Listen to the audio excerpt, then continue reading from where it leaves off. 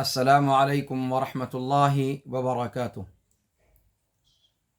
الحمد للہ رب العالمین والصلاة والسلام الأتمان الأكملان على محمد خاتم النبیین وعلى آلہ وصحبہ الغر الميامین ومن تبعہم وتابعیہم بإحسان إلى یوم الدین، اما بعد۔ رب اشرح لي صدری ویسر لي امری واحلل عقدۃ من لسانی یفقهوا قولی۔ رب زدنی علما سبحانک لا علم لنا الا ما علمتنا انک انت العلیم الحکیم۔ مشاہدین کرام، آپ تمام کا مختصر صورتوں کی تفہیم کے سلسلہ درس میں خیر مقدم ہے۔ آج آپ کے سامنے ایک نیا درس لے کر میں حاضر ہوا ہوں۔ آج کا درس انشاءاللہ سورۃ الفیل پر ہوگا، اور اس سورت کے اندر کیا مضمون بیان کیا گیا ہے، اور اس سورت مبارکہ کا اپنے سے ماقبل اور اپنے مابعد سورت کے ساتھ کیا رشتہ ہے، کیا تعلق ہے، اور اس سورت کے اندر کیا کیا باتیں بیان کی گئی ہیں، انشاءاللہ العزیز آج اس پر آپ کے سامنے گفتگو ہوگی۔ آئیے سب سے پہلے سورت مبارکہ کی تلاوت کر لیتے ہیں، اس کے اجمالی مفہوم کو دیکھ لیتے ہیں، اور پھر اس کے بعد ترتیب وار، جیسا کہ ہم ہر درس میں کرتے ہیں، ترتیب وار بات کو اپنی آگے بڑھاتے ہیں۔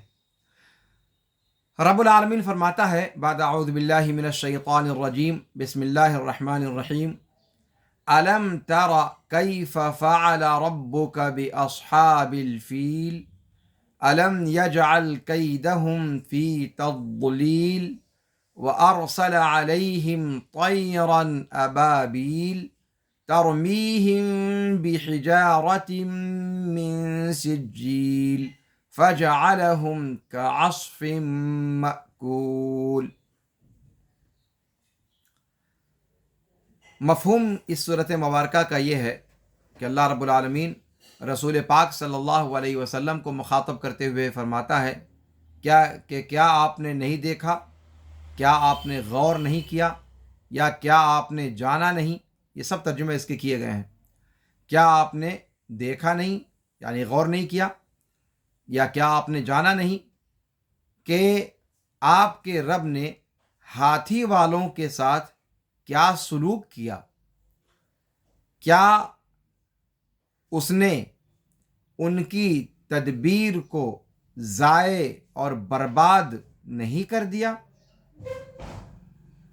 کیا ان کے اوپر ایسی چڑیوں کو، ایسے پرندوں کو نہیں بھیجا جو جماعت در جماعت ان کے اوپر نازل ہوئیں، جو ان کے اوپر پتھروں کی کنکریاں جو مٹی سے بنی ہوئی تھیں انہیں پھینکتی تھیں، تو ان کو پودا نکلی ہوئی کاشت جو کھائی جا چکی ہے اس طرح سے بنا دیا۔ فَجَعَلَهُمْ كَعَصْفٍ مَّأْكُولٍ۔ اس آیت مبارکہ میں اللہ رب العالمین نے قیدہم کا لفظ استعمال فرمایا ہے۔ قید کہا جاتا ہے مکر کو، تدبیر کو، اور اس تدبیر سے اشارہ اصحاب فیل کے قصے کی طرف ہے جو کعبہ کو منہدم کرنے کے لیے آئے تھے، اور کعبہ کی سرزمین کو انہوں نے جنگ و جدال کا مرکز بنانا چاہا تھا۔ قید عربی زبان میں اصل میں کہا جاتا ہے کسی چیز کا معالجہ کرنا سختی کے ساتھ، ہر وہ چیز جس کا آپ اہتمام کرتے ہیں بہت خاص طریقے پر، تو گویا آپ اس کے لیے تدبیر کر رہے ہیں خفیہ طور پر۔ اور تضلیل کا معنی ہوتا ہے ضائع کر دینا، باطل کر دینا، برباد کر دینا۔ ضلل عربی زبان میں اصلاً بولا جاتا ہے کسی چیز کے ضائع ہو جانے کو یا کسی چیز کے حق کے علاوہ میں چلے جانے کو۔ ابابیل کا لفظ اسی طریقے سے استعمال ہوا ہے اس کے اندر۔ ابابیل کا معنی ہوتا ہے بہت بڑی تعداد میں اور منتشر تعداد میں، بہت بڑی اور منتشر اور ایک دوسرے کے پیچھے رہنے والی ابابیل کا معنی ہوتا ہے۔ جیسے اونٹ کا جو گلہ ہوتا ہے، اونٹوں کا جو ریوڑ ہوتا ہے، وہ ایک کے پیچھے ایک، ایک کے پیچھے ایک لگاتار آپ دیکھتے ہیں کس طریقے سے اگر 30-50 اونٹ ہوں تو آگے پیچھے ایک دوسرے کے چلتے ہوئے آتے ہیں۔ اسی طریقے سے اسی سے گویا ابابیل کا اشتقاق لیا گیا ہے۔ اصل میں ابالہ لفظ ہے، ابالہ، ابول اور ابیل، ابالہ، ابول اور ابیل اس کا مفرد ہے ابابیل کا، اور اس کی جمع ہے ابابیل۔ تو ابابیل کا معنی ہوا یعنی غول در غول، یعنی وہ چڑیا، وہ سب پرندے جو آئے تھے وہ گروہ در گروہ تھے اور ایک کے بعد ایک لگے ہوئے تھے پیچھے۔ تو گروہ الگ الگ کئی گروہ ان کے تھے متفرق، اور ہر گروہ ایک دوسرے کے پیچھے ایک سیکوینس میں آئے تھے۔ تو ابابیل کا مضمون یہ ہے کہ اللہ رب العالمین فرما رہا ہے کہ وَأَرْسَلَ عَلَيْهِمْ طَيْرًا أَبَابِيل، اللہ رب العالمین نے پرندوں کے لشکر کو بھیجا، پرندوں کے جھنڈ کو بھیجا۔ اور اس جھنڈ کی کیفیت کیا تھی کہ وہ مختلف گروپوں میں بٹے ہوئے تھے، اور ہر گروپ اپنے اندر جتنے پرندے اس میں تھے وہ ایک کے بعد ایک، ایک کے بعد ایک ایسے لگاتار آئے تھے۔ تو ان کی الگ الگ گروپوں کو بتلاتا ہے یہ لفظ، اور ہر گروپ باقاعدہ ایک سیکوینس کے ساتھ، ایک ترتیب کے ساتھ ایک دوسرے کے پیچھے آ رہے تھے، اس سیکوینس کو بتلا رہا ہے۔ تو طیرن ابابیل عام طور سے سمجھا جاتا ہے کہ صاحب ابابیل کسی پرندے کا نام ہے۔ ابابیل کسی پرندے کا نام نہیں ہے، ابابیل پرندوں کے جھرمٹ کو کہا جاتا ہے، اور ایک خاص سیکوینس میں پرندوں کے آنے کو بتلاتا ہے یہ لفظ طیرن ابابیل۔ اور بتایا کہ یہ ابالہ یا ابول یا ابیل کی جمع ہے۔ اور ایک دوسرا قول یہ بھی ہے کہ ابابیل یہ اپنے آپ میں ایک لفظ ہے، اس لفظ سے مفرد نہیں آتا ہے۔ اس کے بعد آئیے ایک اور لفظ اس صورت میں استعمال کیا گیا ہے، اور وہ ہے سجیل۔ سجیل کا لفظ کہا جاتا ہے وہ مٹی جو گزرتے ہوئے وقت کے ساتھ پتھر بن جائے، کنکری بن جائے۔ مٹی گزرتے ہوئے دور کے ساتھ، گزرتے ہوئے زمانے کے ساتھ اس میں سختی آتی چلی جائے، اور وہ عام مٹی سے ایک سخت کنکری بن جائے، پتھریلی بن جائے، اس کو کہا جاتا ہے سجیل، یعنی طین متحجر، یعنی وہ نرم مٹی جو اپنی نرمی چھوڑ کر کنکری کی سختی جس نے اختیار کر لی اور جو کنکری کے روپ میں آ گئی۔ تو وہ کنکری ہے لیکن اصلاً کنکری نہیں ہے، اصل اس کی یہ ہے کہ وہ اصل میں مٹی تھی۔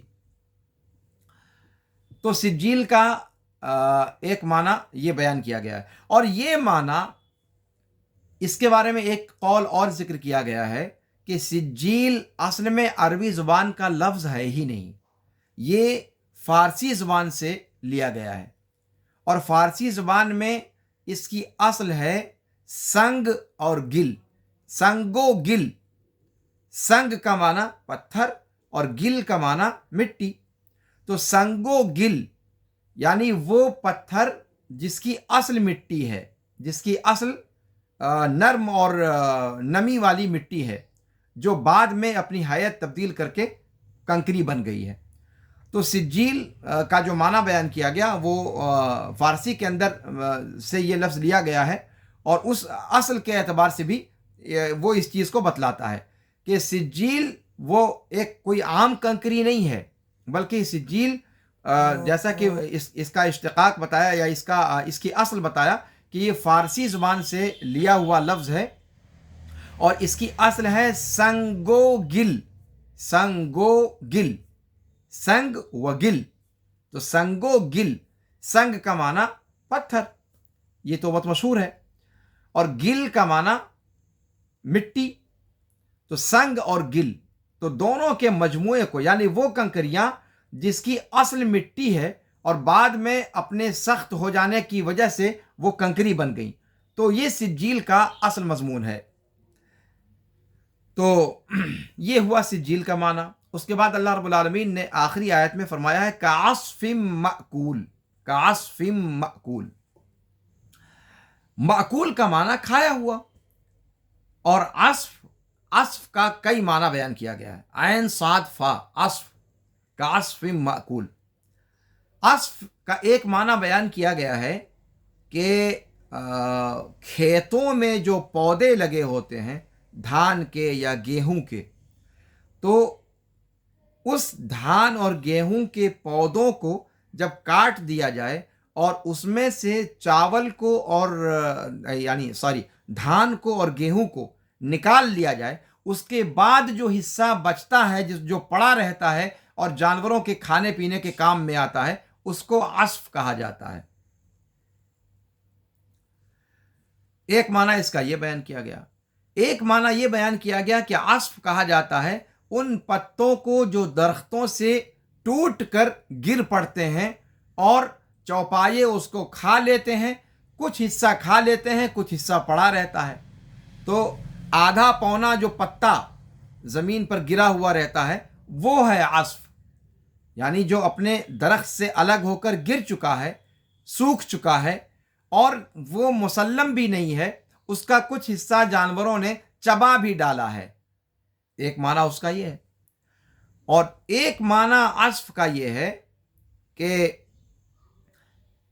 عصف کا معنی ہوتا ہے چارہ، یعنی وہی جب کھیتی جو ہوتی ہے اس میں سے غلے کو جب نکال لیا جائے تو غلہ جس میں لگا رہتا ہے جس پودے میں، اس پودے کو جانوروں کے کھانے کے لیے جو کاٹ کاٹ کر کے ٹکڑے ٹکڑے کر دیا جاتا ہے، تو اس ٹکڑے کو بھی کہا جاتا ہے، اور اس ٹکڑے کے چوپائے کے کھا جانے کے بعد جو اپنے پچھلے راستے سے نکال دیتا ہے اس کو کہا جاتا ہے عصف، یعنی جانوروں کی میگنی کو یا اس کے گوبر کو، جو اسی غلہ نکلنے کے بعد جو بچا ہوا رہتا ہے اسی چارے کو کھا کر کے ہضم کر کے جو اپنے پچھلے راستے سے نکالتا ہے.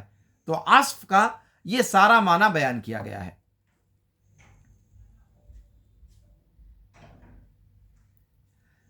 اسی طریقے سے عصف گیہوں کے خول کو بھی کہا جاتا ہے. یعنی آپ دیکھتے ہیں کہ جو گیہوں کی بالیاں ہوتی ہیں، تو گیہوں جس میں رہتا ہے اس کے ارد گرد جو خول ہوتا ہے اس کو عصف کہا جاتا ہے، جس کے اندر گیہوں کا دانہ رہتا ہے. تو عصف کا یہ سب معنی بیان کیا گیا ہے، اور ہر معنی مراد لیا جا سکتا ہے. اور ابھی اس کی تفصیل جب بیان کروں گا تو آپ کے سامنے زیادہ واضح ہو کر کے بات سمجھ میں آئے گی کہ تشبیہ کس چیز میں دی گئی ہے. عصف اصل میں عربی زبان کے اندر جس بھی مفہوم میں آپ اس کو لیں، اس کے اندر ہلکے پن کا اور جلدی کا معنی پایا جاتا ہے. ہلکا، بے وزن ہونا اور نہایت تیز ہونا، یہ اس کے اندر مضمون ہر جگہ دکھائی دیتا ہے. یہ اس صورت مبارکہ میں جو الفاظ آئے ہیں ان کی ایک لغوی تشریح آپ کے سامنے پیش کی گئی. اب آئیے اس صورت کے اجمالی مضمون پر تھوڑی سی گفتگو کر لیتے ہیں. اللہ رب العالمین اس صورت مبارکہ کا آغاز نبی پاک صلی اللہ علیہ وسلم کو مخاطب کرتے ہوئے کہتا ہے کہ اے محمد صلی اللہ علیہ وسلم، کیا آپ نے دیکھا نہیں کہ آپ کے رب نے ابراہہ کے جیش کے ساتھ کیا کیا، جو اپنے ساتھ ہاتھی لے کر کے آئے تھے کعبہ کو منہدم کرنے کے لیے؟ کیا اللہ رب العالمین نے ان کی کوششوں کو جو وہ کعبہ کو منہدم کرنے کے لیے کر رہے تھے ان کو ضائع اور برباد نہیں کر دیا؟ کیا ان کے اوپر परिंदों के झुंड दर झुंड नहीं भेजे जो एक के पीछे एक लगे हुए थे और उनके ऊपर वो ऐसी कंकरियां मार रहे थे जो कंकरियां अपनी हकीकत के एतबार से मिट्टी से बनी थीं और सख्त थीं और खुश्क थीं। फिर अल्लाह रब्बुल आलमीन ने उनके उन कंकरियों के मारने की पादाश में उनको उस खेती की तरह या उन पौधों की तरह कर दिया कि जिन्हें चौपायों ने खा लिया और खाकर अपने पिछले रास्ते से निकाल दिया, मेगनी की शक्ल में या गोबर की शक्ल में। फिर वो खुश्क हो गया और उसके जितने अज्जा थे, उसके जितने हिस्से थे, वो टूट टूट कर अलग हो गए।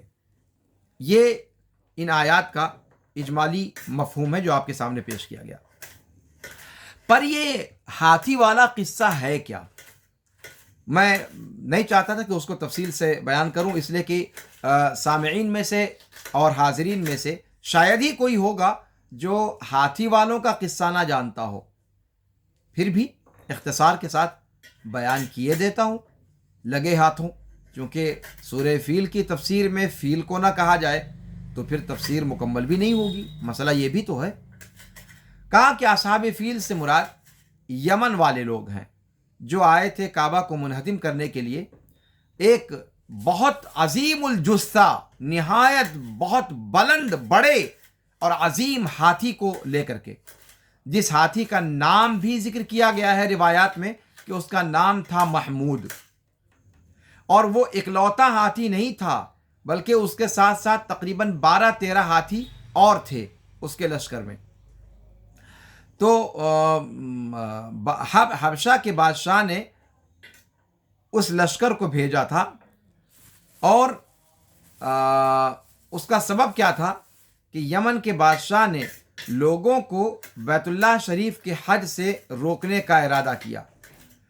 तो रोकने के लिए उसने काबा की तरह से ही एक काबा से मिलती जुलती इमारत अपने यहाँ तामीर की और बहुत अजीम शान इमारत थी। यानी उसके बारे में भी रिवायात के अंदर आता है कि काफ़ी ज़्यादा ऊंची इमारत थी और बहुत बारीक कारीगरी उसमें इस्तेमाल की गई थी और बहुत वहाँ उस जैसी इमारत कोई और थी ही नहीं। और लोगों को उसका हज करने के लिए यमन के बादशाह ने बुलाया ताकि लोग यहाँ का हज करना शुरू कर दें और बैतुल्लाह शरीफ का हज छोड़ दें। अरब के लोगों को गुस्सा आ गया, फितरी बात थी। बस बनु केनाना आप जानते हैं कि अरब का सबसे बड़ा कबीला, जिससे अल्लाह के रसूल सल्लल्लाहु अलैहि वसल्लम आगे चल कर के कुरैश और सारे कबीले उसी से मुतफर्रे होते हैं। तो एक केनानी शख्स था, बनु केनाना यानी कबीले केनाना का, वो वहीं मौजूद था। उसने आओ देखा न ताओ, गया उस मनघड़त खुद साख्ता काबा के अंदर और आराम से लेटरिन कर डाला। आराम से वो वहां पर पेशाब पाखाना सब कर डाला। और इतना ही नहीं किया, उस गंदगी से उसकी दीवारों को लीप भी दिया। यानी उसकी दीवारों पर वो गंदगी फैला भी दिया और चुपचाप निकल करके अपनी राह लग गया। यमन के बादशाह को जब पता चला तो उसको यहां लगी और यहां बुझी। अब वो गजबनाक तो होना ही था। और जब उसे पता ये चला कि साहब ये करने वाला कोई और नहीं, अरब का एक शख्स है, बस उसने आओ देखा न ताओ एक निहायत बड़े खतरनाक और सबसे मजबूत हाथी को तैयार किया और कायद अबरहा को बनाकर और फिर भेजा काबा को मुनहदिम करने के लिए। और उस महमूद के साथ 6 उसके फीलबान भी थे। جو محمود کو کنٹرول کرنے والے تھے. تو یمن کا بادشاہ، اور میں نے بتایا آپ سے کہ بعض روایات میں اس کا تذکرہ ملتا ہے کہ اس کے ساتھ ساتھ 12-13 اور بھی تھے. تو آیا وہ کعبہ کو منہدم کرنے کے لیے، لیکن اللہ رب العالمین نے اپنے گھر کی حفاظت کی. جب وہ مغمس نامی جگہ پر پہنچے مکہ کے قریب، تو یہاں پر تھوڑی سی تفصیل اور ہے، اور وہ یہ کہ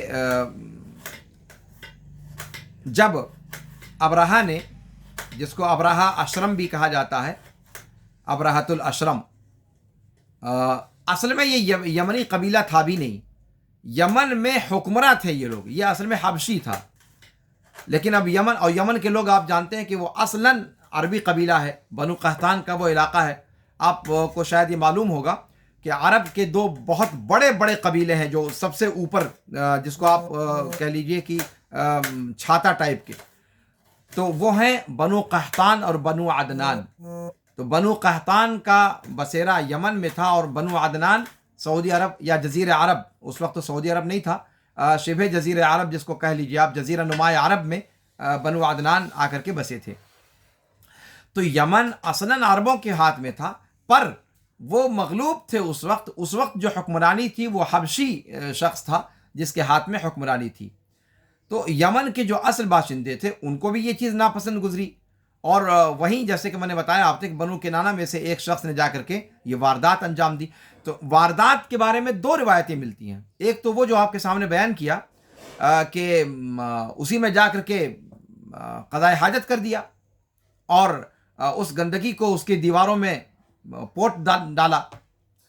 ایک بات یہ ملتی ہے کہ صاحب اس نے آگ جلائی، عرب کے کچھ لوگ جو وہاں تھے ان لوگوں نے آگ روشن کی، اور آگ روشن کرنے کے بعد، اور آگ ایسی جگہ روشن کی کہ جہاں پر وہ اس خود ساختہ کعبہ کو نقصان پہنچے، اور اسی بیچ میں اللہ رب العالمین نے خوب تیز و تند ہوا چلا دی، اور پھر وہی آگ اندر منتقل ہو گئی، اور پورے کعبہ کے اس کے جو خود ساختہ جو کعبہ کی شبیہ تھی اس میں جا کر کے اس کو سارے کو خاکستر کر دیا.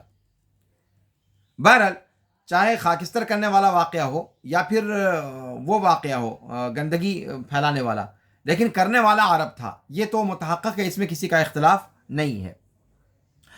اب دیکھیے، یہ پہلی مخالفت تھی جو عرب کے لوگوں نے ابرہہ اور حبشہ کے بادشاہ کے خلاف اپنا پرزور احتجاج وہاں پر درج کیا. اس کے نتیجے میں کیا ہوا؟ اس کے نتیجے میں وہ تو صرف یہ چاہ رہا تھا کہ صاحب لوگوں کو ادھر پھیرے گا، لیکن جب دیکھا کہ کسی نے سنک کر یہ سب کر ڈالا ہے، تو بس اس نے آؤ دیکھا نہ تاؤ، اور لشکر بنایا، ترتیب دیا، اور لشکر لے کر کے نکل پڑا صاحب کعبہ کو منہدم کرنے کے لیے. اب کعبہ کو منہدم کرنے کے لیے جب نکل پڑا، اور لشکر کی تعداد کتنی تھی؟ روایات میں اس کا بھی ذکر ملتا ہے کہ تقریباً 60,000 کی تعداد. کتنی تعداد تھی؟ 60,000 کا لشکر لے کر کے چلا. راستے یمن سے نکلتے ہی اس کا سابقہ ایک اور عرب قبیلے سے پڑا. ان لوگوں نے اس کا مقابلہ کرنے کی کوشش کی، لڑائی کر کے روکنے کی کوشش کی. ہمارے کعبہ کو منہدم کرنے جاؤ گے؟ اتنی اوقات تمہاری طاقت اپنی جگہ، تمہاری دولت اپنی جگہ، تمہاری شان و شوکت اپنی جگہ، بھیڑ گئے. پر ظاہر سی بات ہے، اللہ رب العالمین نے اس کائنات کا ایک سسٹم بھی تو رکھا ہے. دھیان دیجیے گا، اس واقعے کو تفصیل سے میں اس لیے بیان کر رہا ہوں کہ آج کل کے حالات میں بھی ہم اس سے سبق لے سکتے ہیں. سب سے پہلی بات تو یہ کہ ابرہہ کو کعبہ کے منہدم کرنے پر یہ جو آخری اسٹیج پر جو اس نے قدم اسٹیپ اٹھایا، اس نے وہ کیوں اٹھایا تھا کہ چند لوگوں نے اس کے بنائے ہوئے کعبہ میں جا کر گستاخی کر دی تھی اور وہاں پر گندگی پھیلا دیا تھا، یا پھر وہ آگ نظر آتش کر دیا تھا اس کو. ٹھیک ہے، اس سے پہلے اس نے منہدم کرنے کی نہیں سوچی تھی، بنا دیا تھا اور لوگوں کو وہاں سے منتقل کرنا چاہتا تھا کہ یہاں پر آنے لگیں گے لوگ، وہ اپنے آپ ویران ہو جائے گا. باقی منہدم کرنے کا کوئی پلان اس نے ظاہر نہیں کیا تھا. لیکن اب یہ کچھ لوگ جو مٹھی بھر تھے، اکا دکا افراد، ان کے جوش میں ہوا کیا کہ جو بنانا تھا اس نے بنا بھی لیا، اور 60,000 کا لشکر جرار لے کر وہ کعبہ کو منہدم کرنے کے لیے نکل بھی پڑا. دھیان دیجیے گا، بہت غور سے یہ سب باتیں میں آپ کو کہنا چاہ رہا ہوں کہ اس میں یہ پوائنٹ آؤٹ کیجیے گا کہ میں کہنا کیا چاہتا ہوں. اور اپنے ارد گرد کے حالات اس وقت دیکھیں اور مسلمانوں کی جو کنڈیشن ہے اس کو دیکھیں. آپ خود عقل مند ہیں، آپ سمجھ جائیے گا کہ میں کیا کہنا چاہتا ہوں. اس کے بعد جب یہ ابرہہ اس لشکر کو لے کر کے چلا تو اب ظاہر سی بات ہے، کعبہ جاہلی دور میں بھی، یہ اسلام سے پہلے کا واقعہ ہے، ظاہر سی بات ہے اسلام اس وقت تک نہیں آیا تھا، لیکن عرب کے لوگوں میں کعبے کا احترام اور کعبے کا تقدس باقی تھا. کعبے کا طواف بھی کرتے تھے، وہ اپنے طور پر اس کا حج بھی کرتے تھے، گرچہ وہ مشرکانہ حج ہوتا تھا لیکن وہ احترام اور تقدس وہ برقرار تھا. تو جتنے عرب قبائل تھے ان سب میں آگ لگ گئی اس بات کو سن کر کے کہ کعبہ جو مکہ کے اندر ہے اس کو منہدم کرنے کے لیے یہ لشکر جا رہا ہے. لہذا راستے میں ایک اور لشکر، حالانکہ ٹکر کوئی نہیں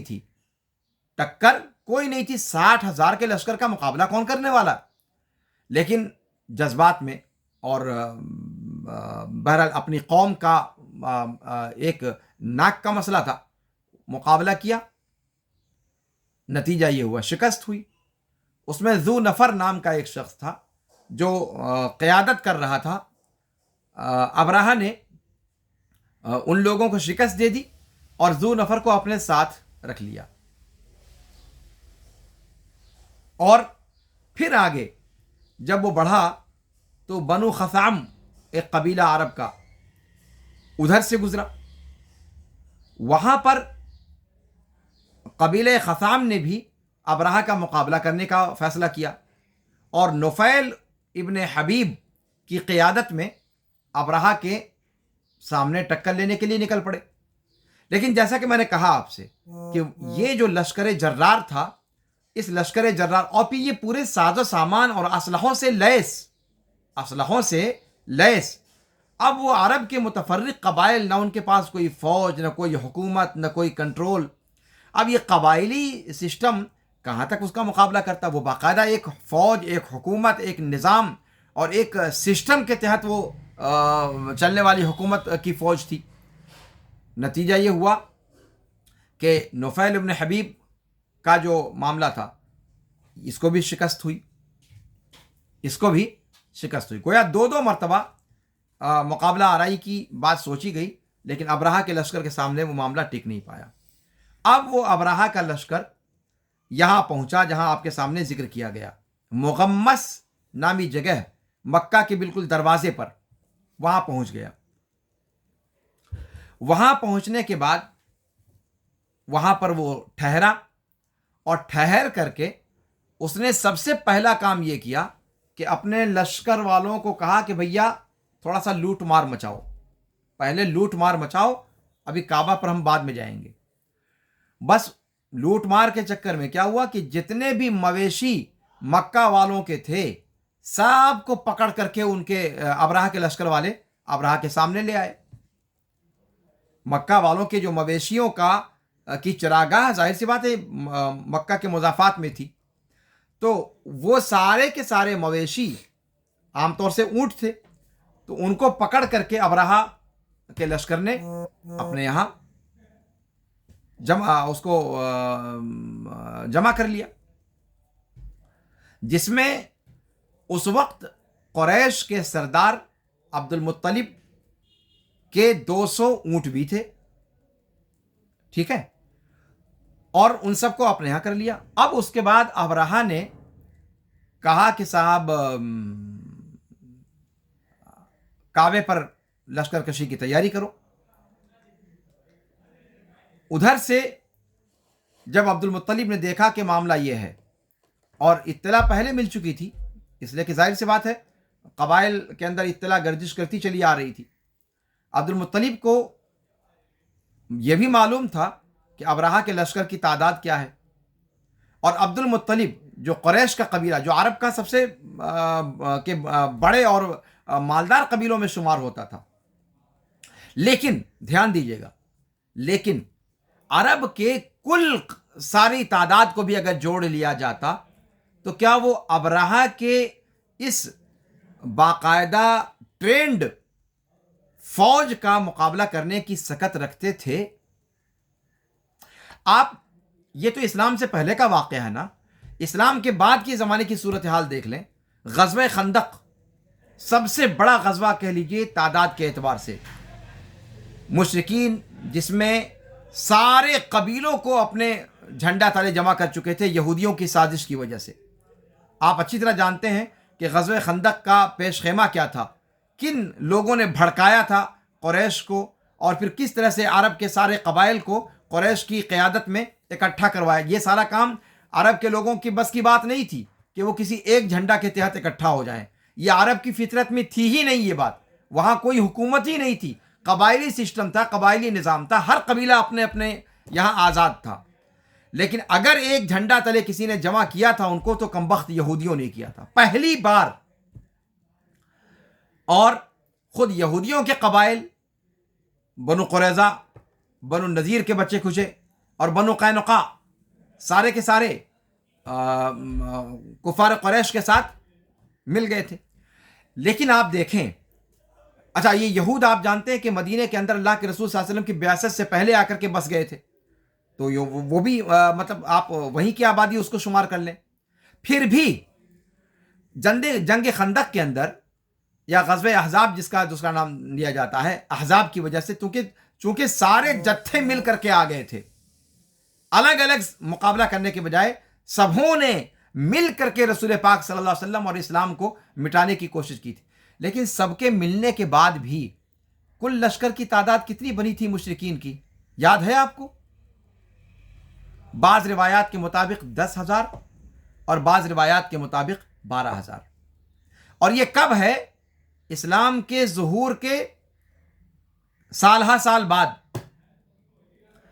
تو جب اس وقت اور اتنی کوشش کے بعد کل مل ملا کر تعداد اتنی پہنچ رہی تھی، تو پھر اسلام سے پہلے جب یہ ابرہہ آیا تھا اس وقت کل تعداد کتنی رہی ہوگی؟ آپ اندازہ لگائیں نا۔ اور اس تعداد کا، اور ابرہہ کی طرف کتنے تعداد تھی؟ کتنی؟ 60,000۔ آپ اندازہ لگائیں کہ اس 60,000 کے لشکر جرار کا اس زمانے میں کل ملا کر کے 4,000-5,000 اکٹھا کر سکتے تھے لوگوں کو۔ 4,000-5,000 کی تعداد 60,000 کے مقابلے میں کیا تھی؟ یعنی جان بوجھ کر موت کے کنویں میں کودنے کے مترادف تھی، موت کے منہ میں اپنے آپ کو ڈالنا تھا۔ اور عبد المطلب اتنے گبدو انسان نہیں تھے، لہذا انہوں نے ٹکراؤ کی راہ کو چھوڑ دیا، ٹکراؤ کا ارادہ ہی ملتوی کر دیا، ٹکراؤ کا ارادہ ہی نہیں کیا، کچھ نہیں۔ گئے ابرہہ کے پاس، ابرہہ کو پتا چلا کہ عبد المطلب آئے ہوئے ہیں، عبد المطلب کے آنے کی خبر ابرہہ کو ملی، ابرہہ نے بڑا اہتمام کیا اس کے لیے، ان کے لیے، اس لیے کہ عبد المطلب جو تھے وہ اپنے تنوتوش اور اپنی باڈی کے اعتبار سے کافی خوبصورت، وسیم اور ہینڈسم تھے، یعنی قیادت کی جو اوصاف ان کے اندر ہوتے ہیں وہ سارے کے سارے موجود تھے عبد المطلب کے اندر۔ جیسے عبد المطلب ابرہہ کے پاس آئے، ابرہہ ہڑبڑا گیا، اور ابرہہ اس کو سمجھ میں نہیں آیا کہ اتنی پروقار شخصیت کو وہ اپنے سامنے زمین پر بیٹھنے کو کیسے کہے۔ زمین پر بیٹھانا یہ عبد المطلب کی شخصیت کے خلاف لگ رہا تھا اس کو، کہ اتنے باوقار انسان کے ساتھ اس طریقے کا برتاؤ نہیں کر سکتا میں کہ میں تخت پر بیٹھوں اس کو سامنے زمین فرش پر بیٹھا ہوں۔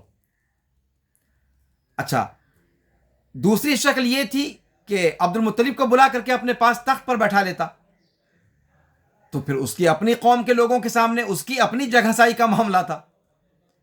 ابرہہ نے کیا سوچا کہ بھیا بیچ کی راہ نکالتے ہیں. ابرہہ خود بھی تخت چھوڑ دیا. ابرہہ نے اپنے تخت کو خود چھوڑ دیا اور جا کر کے فرش پر جو ہے اپنے برابر میں وہاں بیٹھا اور عبد المطلب کو وہیں بیٹھایا.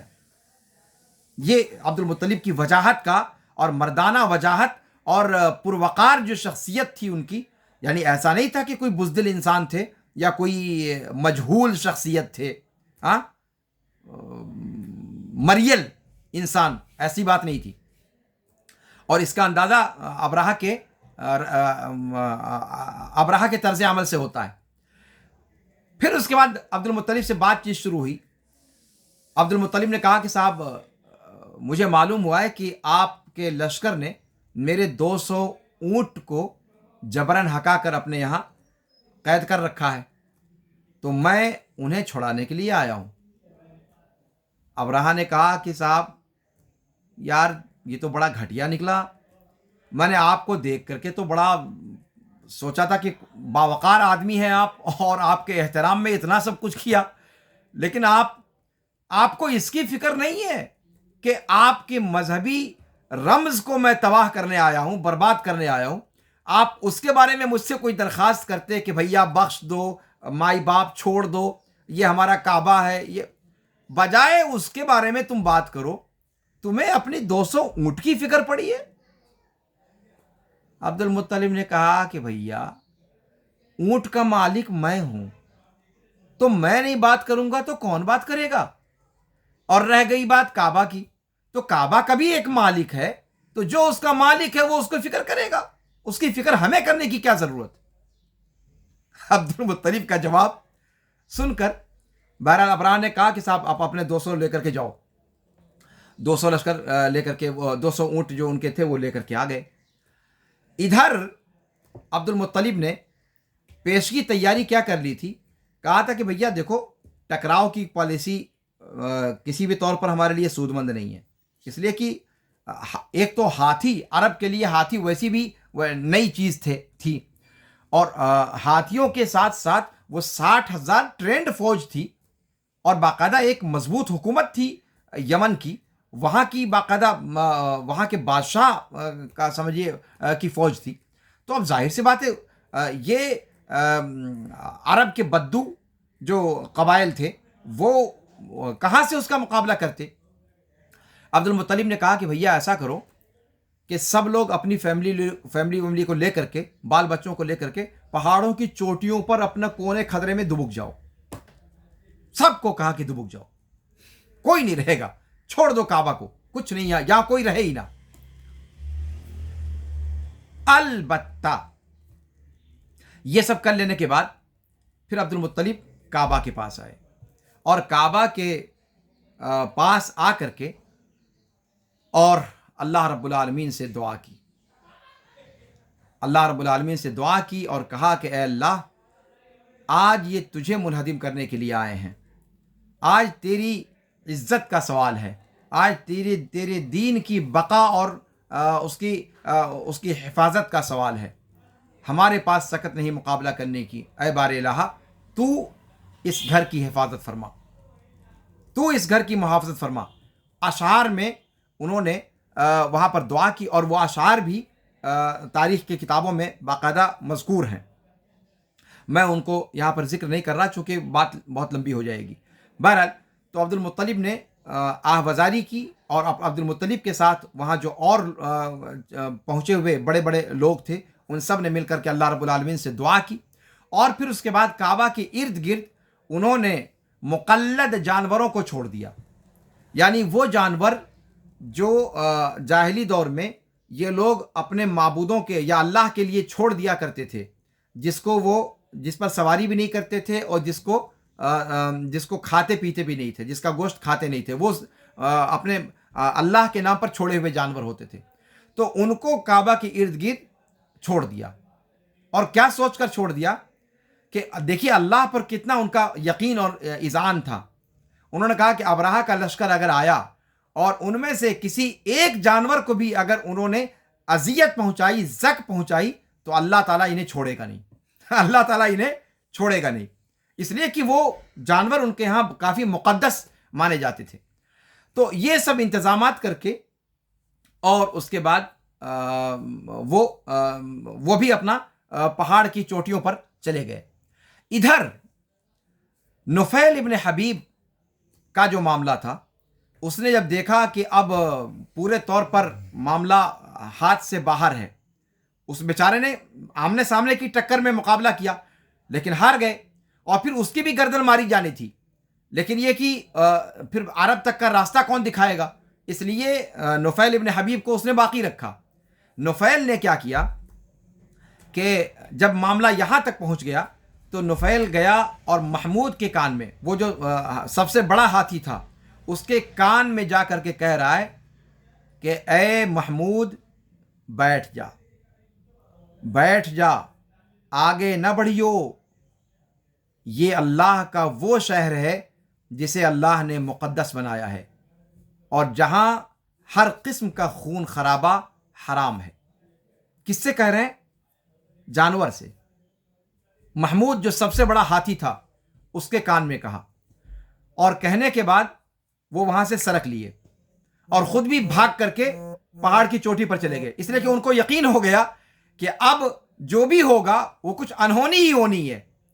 اس لیے کہ ان سب کو، وہ کفر اور شرک پر تھے لیکن ان کو یقین تھا کہ جو کام یہ کرنے آیا ہے وہ کام کر نہیں سکے گا، گرچہ ہم شکست کھا گئے لیکن وہ اپنے مقصد میں کامیاب نہیں ہوگا. اور محمود کے کان میں جیسے ہی نفیل نے یہ کہا کہ بیٹھ جا، محمود وہیں بیٹھ گیا، وہ ہاتھی وہیں بیٹھ گیا. اب اس کو چابک پہ چابک مار رہا ہے فیل بان، لیکن وہ اٹھنے کا نام نہیں لے رہا ہے.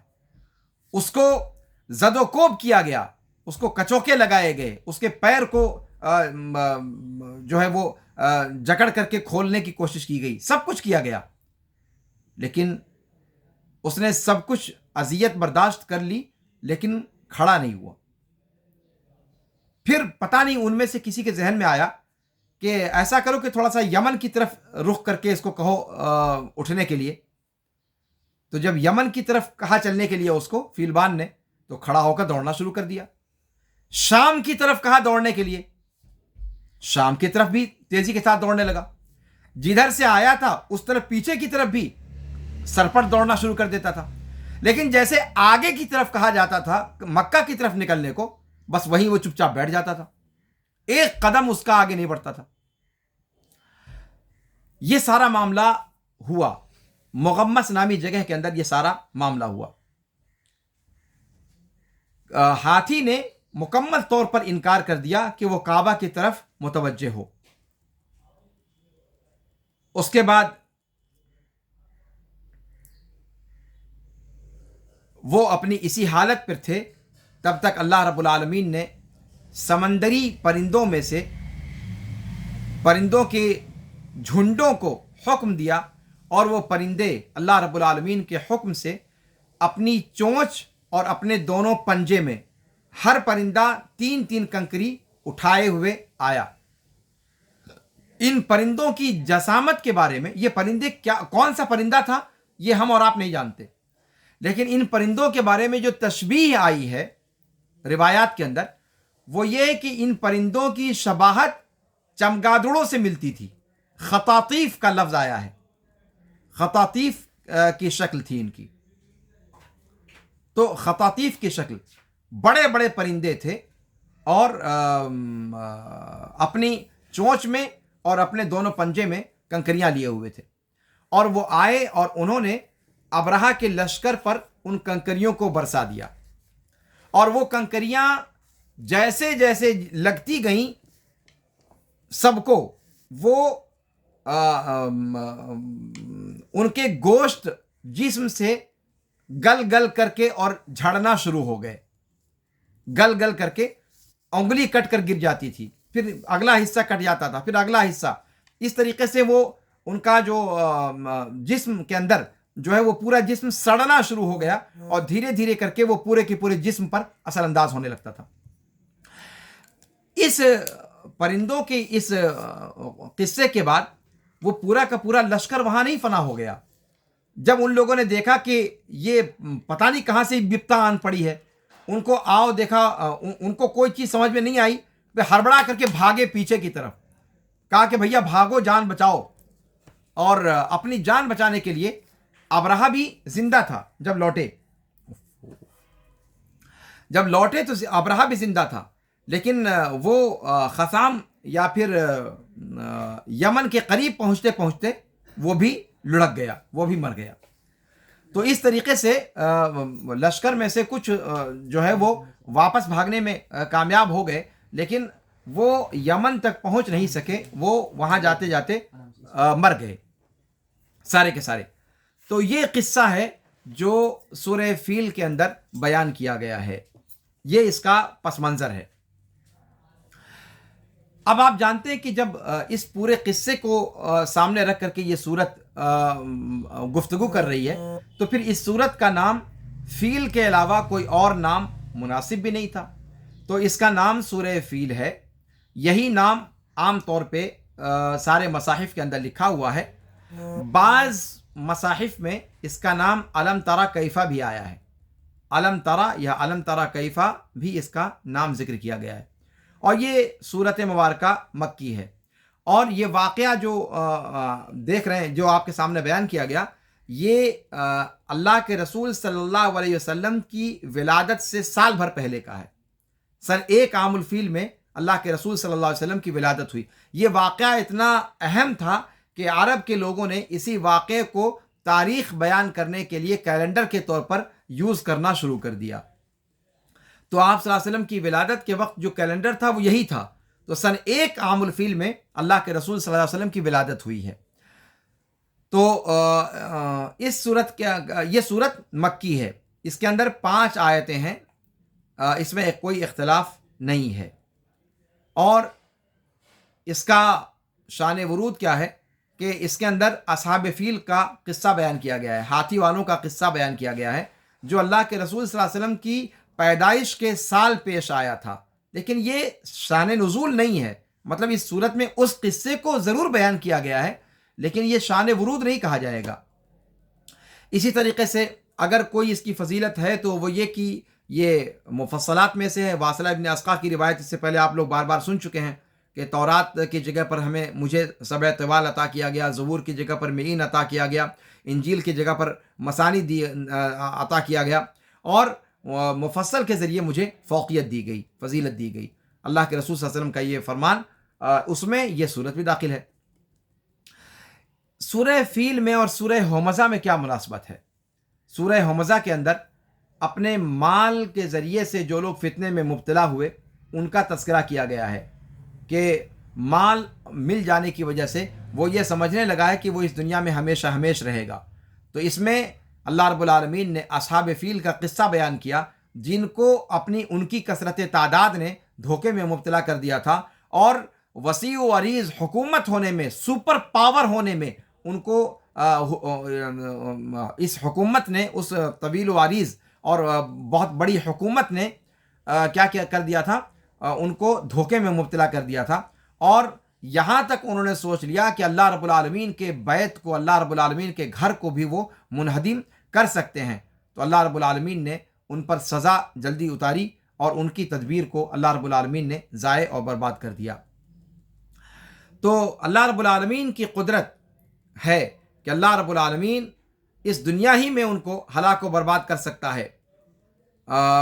وہ دنیا جس کو اللہ رب العالمین نے اسباب کے ساتھ جوڑ رکھا ہے، تو یہاں بغیر اسباب کے اگر اللہ رب العالمین اپنے اولیاء کی مدد کر سکتا ہے، اپنے بیت کی حفاظت کر سکتا ہے، تو اس کا مطلب یہ اس بات کی دلیل ہے کہ آخرت میں بھی اللہ رب العالمین کو عذاب دینے سے کوئی چیز عاجز نہیں کر سکتی، جس دن نصرت کے سارے اسباب منقطع ہو جائیں گے اور اللہ رب العالمین ہی کے لیے ساری قدرت ہوگی۔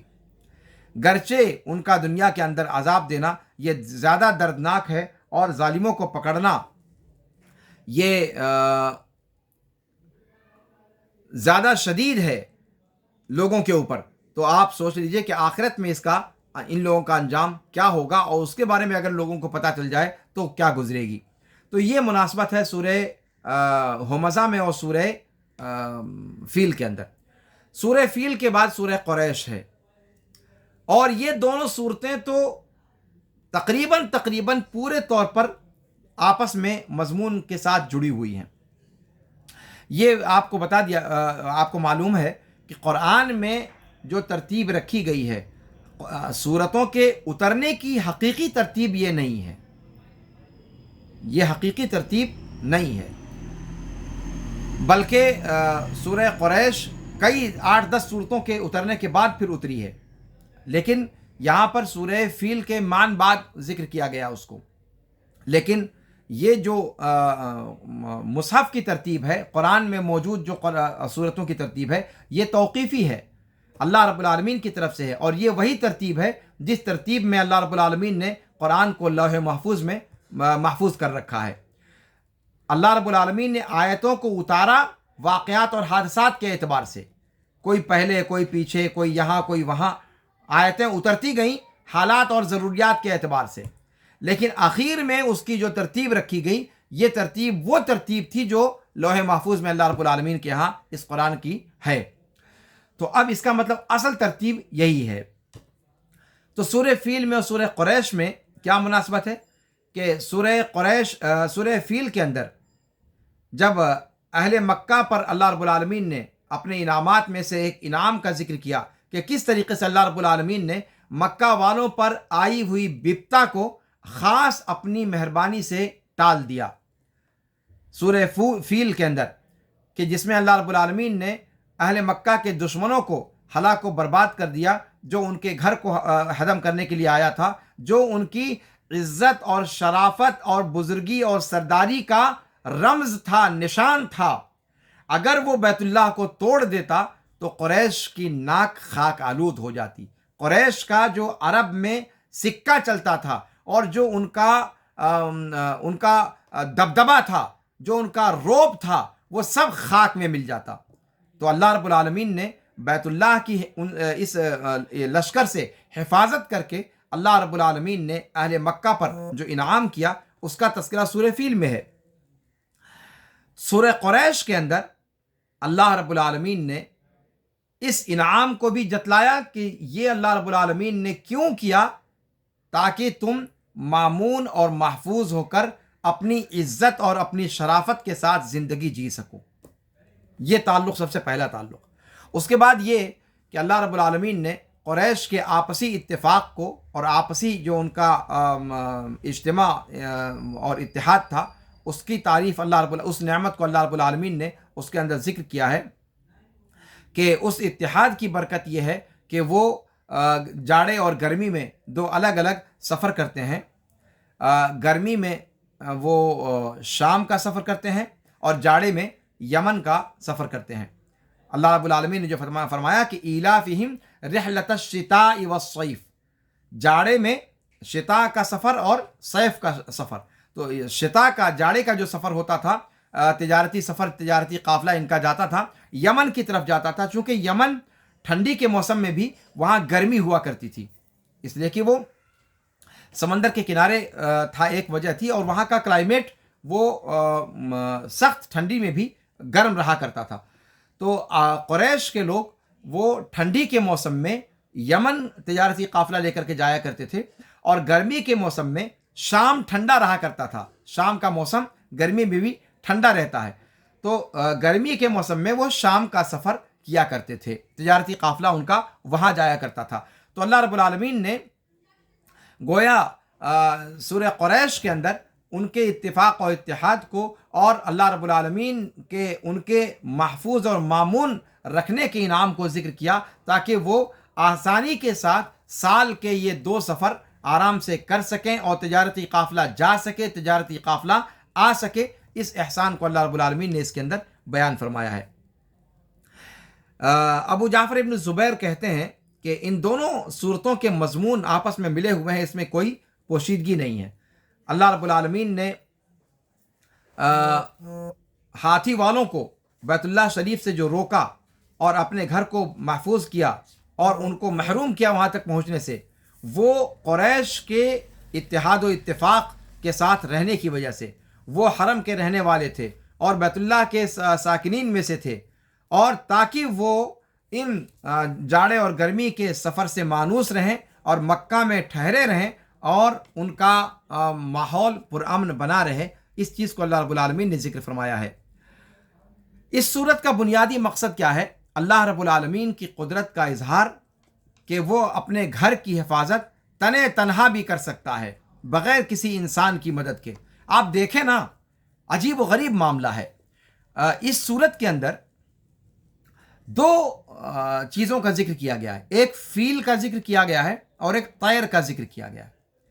فیل جو عام طور سے حیوانوں میں سب سے زیادہ خطرناک، سب سے زیادہ طاقتور، سب سے زیادہ پاورفل سمجھا جاتا ہے، اس رمز کو استعمال کیا گیا۔ فیل کے نام پر سورت کا نام ہی ہے، لیکن حضرت انسان یہ بھول جاتا ہے کہ اللہ رب العالمین کی سرکشی انسان چاہے تو کرے چاہے فرما بردار رہے، یہ اختیار انسان کو اللہ نے دیا ہے، لیکن انسان کے علاوہ جتنی بھی چیزیں ہیں وہ سب رب کے تابع فرمان ہیں۔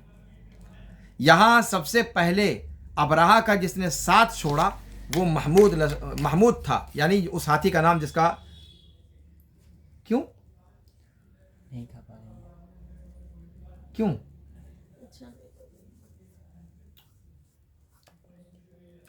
تو ہاتھی میں نے آپ کے سامنے ابھی ذکر کیا کہ جب اس کے کان میں یہ بات کہی گئی تو پھر وہ وہاں سے آگے بڑھا ہی نہیں، اور روایات میں یہ بھی ملتا ہے کہ جب ابرہہ کے لشکریوں کا سب کا جنازہ نکل گیا، سب جو ہے مر گئے، کھپ گئے، سوائے ان چند فوجیوں کے جو جان بچا کر کے بھاگے تھے، تو اور وہ بھی سب مر گئے وہاں یمن پہنچتے پہنچتے، لیکن محمود کو کچھ نہیں ہوا تھا، یہ روایات کے اندر ملتا ہے۔ تو فیل کا ذکر کیا گیا، اور اس لشکر جرار کا 60,000 کی تعداد کا لشکر، اس کا مقابلہ اللہ تعالیٰ نے جب انسانوں کے اندر سکت نہیں دیکھی تو اللہ کے لشکروں کو کوئی انسان جان نہیں سکتا۔ وما يعلم جنود ربک الا هو، اللہ رب العالمین کہاں سے اپنے دین کی اور اپنے گھر کی حفاظت کا انتظام کرتا ہے، کسی کو تصور بھی تھا؟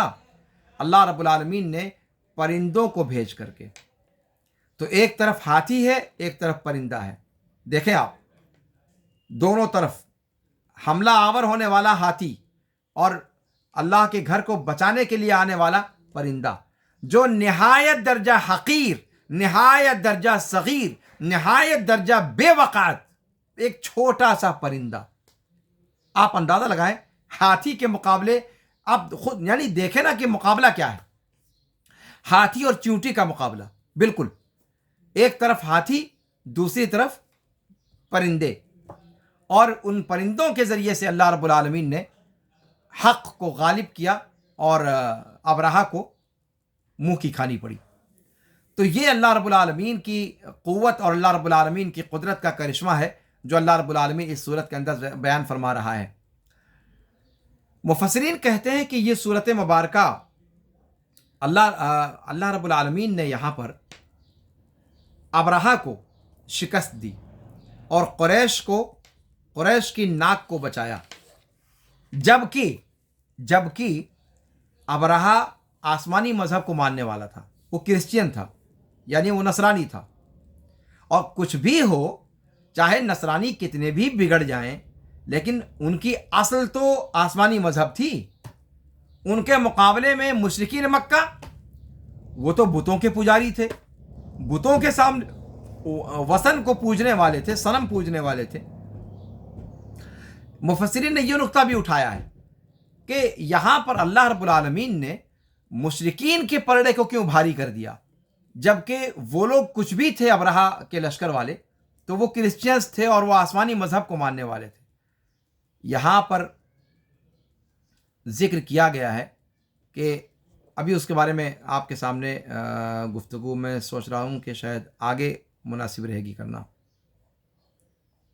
یا پھر جب بات آئی ہے تو بتا ہی دیتا ہوں کہ اللہ رب العالمین نے ابرہہ کے لشکر کو شکست دی اور قریش کی عزت کو بچایا، جبکہ قریش بت پرست تھے۔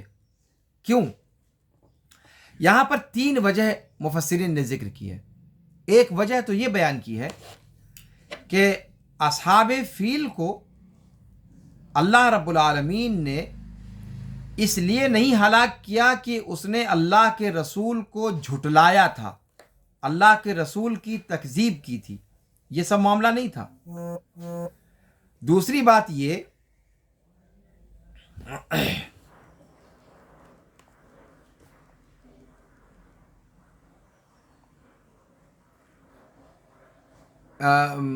اس کا 4 جواب دیا گیا، بلکہ کہ کیوں ابرہہ کے لشکر کو شکست ہوئی اور کیوں قریش کو اللہ رب العالمین نے بچایا۔ اس لیے کہ ابرہہ کا جو لشکر تھا یہ ظلم کرنے والا تھا اور یہ باغی تھا، اور سرکشی اس کا انجام کبھی اچھا نہیں ہوتا ہے، ٹھیک ہے؟ تو اس وجہ سے اللہ رب العالمین نے اس کو سزا دی۔ دوسری بات یہ کہ بت پرستی یہ عبادت میں اللہ کے حق پر زیادتی ہے، اللہ کے حق پر زیادتی کرتا ہے بندہ بت پرستی کر کے۔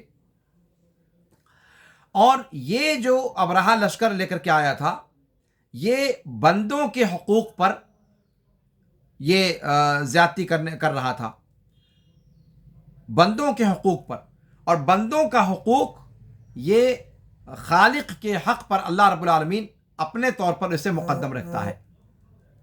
تو جن لوگوں نے اس کے حق میں، اللہ کے حق میں کوتاہی کی تھی، اللہ رب العالمین نے اس معاملے کو فی الحال جانے دیا اور اس شخص کو دھر دبوچا جو مخلوق کے حقوق پر، بندوں کے حقوق پر ڈاکہ ڈالنے کی کوشش کر رہا تھا۔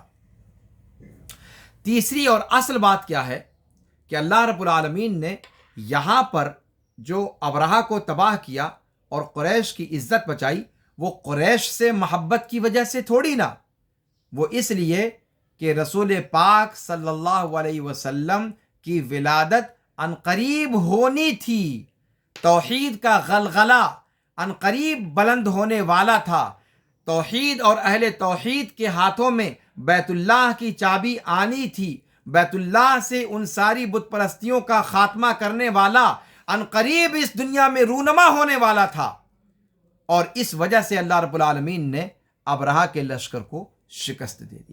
یہی اصل وجہ ہے۔ چوتھی بات بھی ذکر کی گئی ہے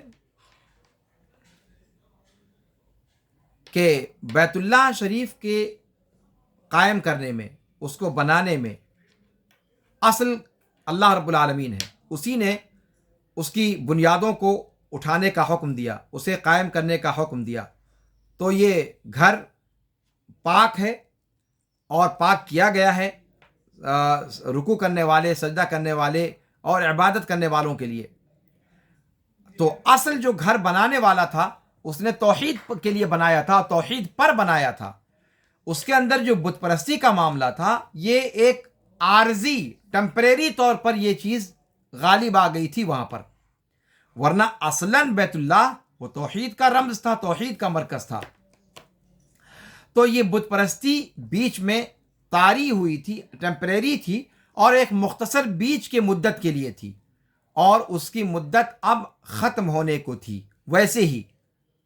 اور خود کرسچینس اس بات کو جانتے تھے، جس وقت یہ معاملہ پیش آیا اس وقت ان کو یہ چیز پتہ تھی اور ان کی کتابوں میں اس چیز کی صراحت موجود تھی۔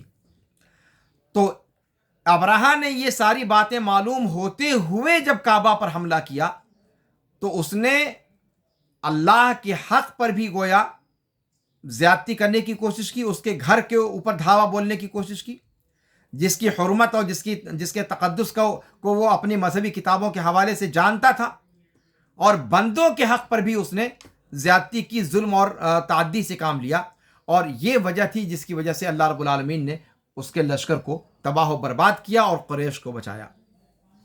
بہرحال یہ ساری باتیں اپنی جگہ پر درست ہو سکتی ہیں۔ اب آئیے اس کے اندر دیکھتے ہیں کہ ایک پہلو اور ذکر کیا گیا ہے ایک تعلق سے، کہ اللہ رب العالمین نے اللہ کے رسول صلی اللہ علیہ وسلم کو یہاں فرمایا کہ الم تری کیف فعل ربک باصحاب الفیل، کہ اے نبی کیا آپ نے دیکھا نہیں کہ اللہ تعالیٰ نے ہاتھی والوں کے ساتھ کیا کیا؟ اللہ کے رسول کیسے دیکھتے جب وہ اس وقت تھے ہی نہیں؟ اور یہ آیت کب اتر رہی ہے اللہ کے رسول صلی اللہ علیہ وسلم پر؟ پیدا ہونے کے 40 سال کے بعد جب نبی بنائے گئے، اور یہ واقعہ 40-45 سال پہلے پیش آیا ہوا، تو اس واقعے کو اللہ کے رسول دیکھتے کیسے؟ تو پھر علم ترا کہنے کی کیا تک ہے؟ ایک سوال ذہن میں آ سکتا ہے۔ اس کا یہ جواب دیا گیا کہ رؤیت کا معاملہ اللہ رب العالمین نے یہاں پر جو استعمال فرمایا ہے وہ اس لیے کہ اصحاب فیل کا قصہ اس قدر تفصیل کے ساتھ اور اس قدر تواتر کے ساتھ عرب میں مشہور اور معروف تھا کہ آپ صلی اللہ علیہ وسلم اس دور میں گرچہ نہیں تھے، لیکن اتنا تواتر کے ساتھ یہ واقعہ لوگوں کے یہاں مشہور و معروف تھا کہ گویا آپ اپنی آنکھوں سے اسے دیکھ رہے ہیں۔ اتنا یقینی علم آپ کو اس کا مل گیا کہ گویا آپ اپنی آنکھوں سے اسے آپ نے دیکھا ہے۔ تو تارا یہاں پر نظر کے معنی میں بھی ہو سکتا ہے، غور و فکر کا معنی جس کو کہا جا سکتا ہے کہ کیا آپ نے غور و فکر نہیں کیا اصحاب فیل کے ساتھ جو آپ کے رب نے کیا اس قصے کے اندر؟ غور و فکر کرنے کا معنی بھی ہو سکتا ہے۔ اور اس کا بعض مفسرین نے تارا کا معنی تعلم سے بھی کیا ہے، علم تعلم، کہ کیا آپ کو علم، اور علم جو ہے وہ یقینی چیز کو کہا جاتا ہے، وہ یقین کی بنیاد پر ہوتا ہے۔ رؤیت یہ گمان کی بنیاد پر بھی ہوتی ہے، ظن کی بنیاد پر بھی ہو سکتی ہے سمجھنا، لیکن علم وہ یقینی چیز ہوتی ہے، تو اس کو یقین کے معنی میں بھی لیا گیا ہے۔ تو دونوں باتیں اس کے اندر کہی گئی ہیں۔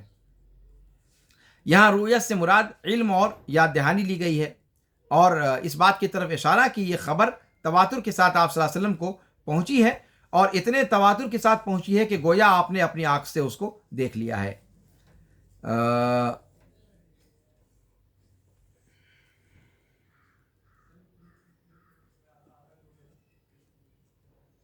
ایک بات اور ہے کہ ہاتھی والوں کا قصہ اپنے تعجب خیز ہونے میں قرآن کے اور قصوں سے کم نہیں ہے، لیکن قرآن نے اور بہت سارے قصے ہیں جن کو بار بار کبھی اختصار کے ساتھ اور کبھی تطویل کے ساتھ ذکر کیا ہے، لیکن سورہ فیل اور اس کے اندر جو ذکر کردہ واقعہ ہے اس کو قرآن نے اس جگہ کے علاوہ کہیں ذکر نہیں کیا، بلکہ ہاتھی کا لفظ قرآن میں کہیں اور آیا ہی نہیں ہے اس جگہ کے علاوہ۔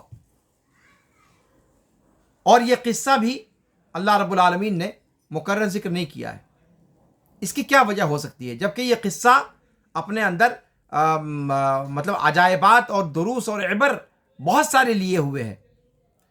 کہتے ہیں کہ اس کی دو وجہ ذکر کی جاتی ہے۔ ایک وجہ یہ ذکر کی جاتی ہے کہ ابرہہ نے جو کچھ کیا تھا وہ کسی رسول کو جھٹلانے کے لیے نہیں کیا تھا، اس لیے کہ اللہ کے رسول صلی اللہ علیہ وسلم اس وقت تک مبعوث ہوئے ہی نہیں تھے، تو کسی رسول کی تکذیب کے لیے یہ کام اس نے نہیں کیا تھا، بلکہ اپنے فخر اور غرور اور تکبر اور اپنی قوت پر ناز کرتے ہوئے یہ سارا کام اس نے کرنے کی کوشش کی تھی۔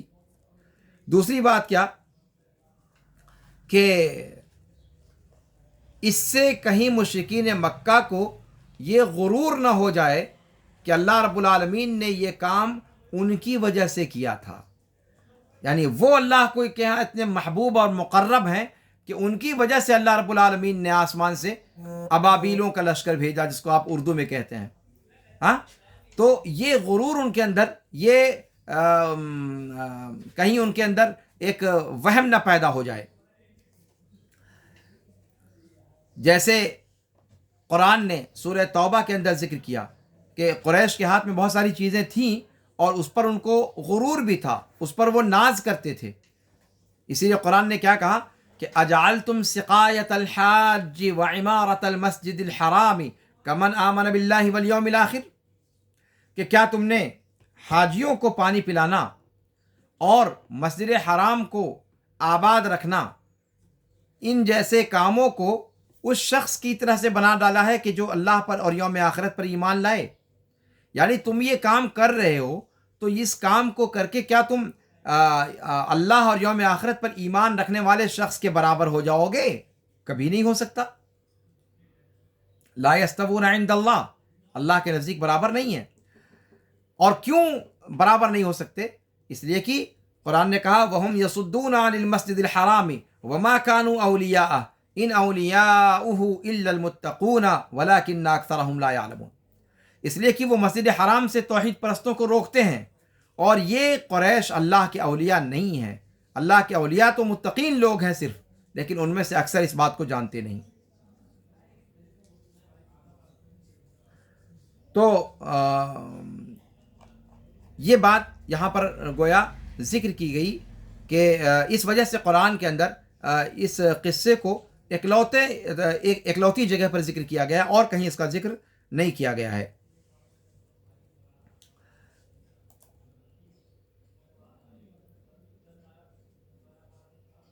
اللہ رب العالمین نے ان کی بری تدبیر کو پورے طور پر تضلیل کا لفظ استعمال کیا گیا ہے.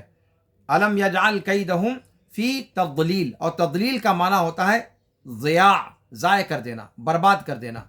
ان کی جو مکاری تھی، ان کی جو چال تھی، ان کی جو تدبیر تھی، اللہ رب العالمین نے اس کو برباد کر دیا. ٹھیک ہے.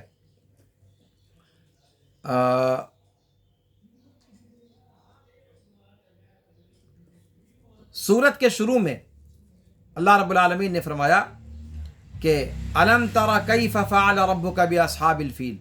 یہ استفہام اور یہ سوال عربی زبان میں اس کو کہا جاتا ہے استفہام تقریری. گویا خطاب گرچہ اللہ کے رسول صلی اللہ علیہ وسلم سے ہے، لیکن اصل مراد قریش مکہ ہیں، جنہوں نے اللہ رب العالمین کی اس نعمت کا اقرار کرنے کے بجائے کفران نعمت کا جو ہے انہوں نے ثبوت دیا. اگر انہوں نے اللہ کی نعمت کا اقرار کیا ہوتا تو اللہ کے رسول صلی اللہ علیہ وسلم کی بعثت کے بعد سب سے پہلے اللہ رب العالمین اللہ کے رسول صلی اللہ علیہ وسلم کو ماننے والے وہ لوگ ہوتے، لیکن ان لوگوں نے ایسا نہیں کیا. اللہ رب العالمین کی جو نعمت تھی اس نعمت کا کفران نعمت ان کے ہاں پایا گیا، اور اس چیز کو کی طرف اشارہ اللہ نے کیا اس اللہ کے رسول صلی اللہ علیہ وسلم کو خطاب کر کے کہ قریش کو یہ سوچنا چاہیے تھا. اور قریش کا لفظ یہاں پر استعمال کیا، قریش کے بارے میں آگے کی صورت میں ذکر کروں گا انشاءاللہ کہ قریش کو قریش کہا کیوں جاتا ہے، قریش کو قریش کیوں کہا جاتا ہے. سورہ قریش میں اس پر انشاءاللہ میں آپ کے سامنے گفتگو رکھوں گا. تو یہاں پر گویا استفہام جو تقریری استفہام ہے کہ کیا آپ نے غور نہیں کیا کہ اللہ نے کیا کیا ہے، یعنی پتہ ہے سب کو کہ کیا کیا ہے. بھئی اللہ کے رسول صلی اللہ علیہ وسلم کی بعثت سے سال ہی بھر پہلے کا تو واقعہ، بعثت ولادت سے سال بھر پہلے کا واقعہ ہے. یعنی جس وقت یہ آیت نازل ہوئی ہے اس وقت بہت سارے وہ لوگ بھی حیات تھے جن کی موجودگی میں اصحاب فیل کا قصہ پیش آیا تھا. تو پھر ان کے نہ جاننے کا تو سوال ہی نہیں پیدا ہوتا. اللہ رب العالمین گویا اس سوال کے ذریعے سے ان کو کچوکے لگا رہا ہے کہ کمبخت مارو. تقاضا یہ تھا کہ اس واقعے کو اگر جانتے ہو تو اللہ رب العالمین کا شکر ادا کرتے، اس کی توحید بجا لاتے، اس کو مسلمان ہو کر کے اور پھر اللہ رب العالمین کی عبادت کرتے، بجائے ان بتوں کے پوجنے کے، بجائے ان بتوں کے پجاری ہونے کے، اور بجائے اس کے کہ تم اللہ کے رسول صلی اللہ علیہ وسلم کو اسلام پر عمل کرنے سے روکو. ایک تو خود توحید کو نہیں قبول کر رہے ہو، دوسرے رسول پاک صلی اللہ علیہ وسلم کو اگر وہ توحید پر قائم ہے تو ان کو توحید کی پر قائم رہنے دینا نہیں چاہتے ہو، ان کی عبادتوں میں رکاوٹ بن رہے ہو، مسجدوں میں آنے سے روکنے کی کوشش کر رہے ہو. یہ تمہیں زیب دیتا ہے جن کے درمیان اصحاب فیل کا واقعہ پیش آیا؟ تم نے اپنی آنکھوں کے سامنے 60,000 کے لشکر جرار کو بھس ہوتے ہوئے دیکھا، اور پھر بھی تمہیں شرم نہیں آتی؟ تم مخالفت کرنے کے لیے اتارو ہو رسول پاک صلی اللہ علیہ وسلم کے لیے. تو گویا یہ قریش مکہ کے لیے کوڑا مارا گیا ہے. الم تر کیف فعل ربک باصحاب الفیل. تو گویا اس میں اللہ رب العالمین نے اس اصحاب فیل کے قصے کی خطرناکی کو اور اس کے بھیانک ہونے کو اللہ رب العالمین نے بیان فرمایا ہے، اور کہ کتنا خطرناک لشکر تھا وہ، اور کتنا خطرناک لشکر ہونے کے باوجود کتنے حقیر چیز سے اللہ رب العالمین نے ان کو تباہ و برباد کر دیا. یعنی ایک پرندے کے ذریعے سے، جو چڑیا جو انسان اپنے ہاتھ میں لے لیتا ہے ایک ہلکی سی چیز، اس کے ذریعے سے اللہ رب العالمین نے ہاتھیوں والوں کو تباہ و برباد کر دیا۔ تو اس میں اللہ کی قدرت کا جو کرشمہ ہے وہ اس کا تقاضا یہ تھا کہ کم سے کم قریش مکہ جن کے درمیان یہ واقعہ پیش آیا تھا وہ تو کم سے کم شرم کرتے اور رسول پاک صلی اللہ علیہ وسلم پر ایمان لاتے جب آپ صلی اللہ علیہ وسلم کی بعثت ہوئی، لیکن انہوں نے کفران کا رویہ اختیار کیا۔ اسی کی طرف اشارہ ہے یہاں پر استفہام کے ذریعے سے۔ یہاں پر ایک چیز اور ہے کہ اللہ تعالیٰ نے یہ نہیں کہا کہ علم ترا، یعنی فی غیر القرآن مثلا، کہ قرآن کے علاوہ میں، کہ علم ترا ما فعل ربک باصحاب الفیل، ٹھیک ہے، بلکہ سوال کا انداز اختیار کیا، کیف کا لفظ استعمال کیا، کیفیت کو، تاکہ سننے والا اپنے سامنے اس پوری کنڈیشن کو، وہ پوری فلم چلنے لگے اس کی نگاہوں کے سامنے کہ کیسے ابرہہ آیا تھا، کیسے رکا تھا، اور پھر کیسے اس کے ساتھ معاملہ پیش آیا، وہ سارا کا سارا ماجرا اس کے ذہن میں ریل کی طرح چلنے لگے، وہ پوری کیفیت اس کی نگاہ کے سامنے آ جائے۔